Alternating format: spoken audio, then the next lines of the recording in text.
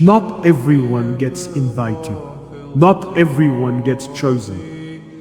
Hajj is not a trip. It's a calling from the King of Kings.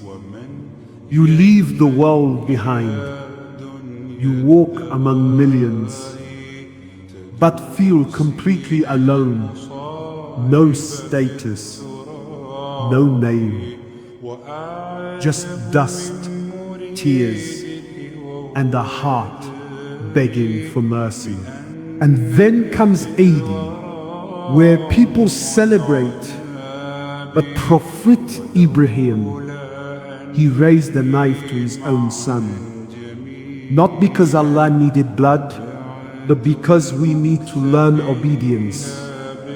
We need to learn how to slaughter our desires. Qurbani is not about meat. It's about killing that sin you keep feeding. It's about choosing Jannah when your nafs screams dunya. So this Eid, don't just sacrifice no. Sacrifice the pride, the laziness, the excuses, and watch what Allah gives you in return.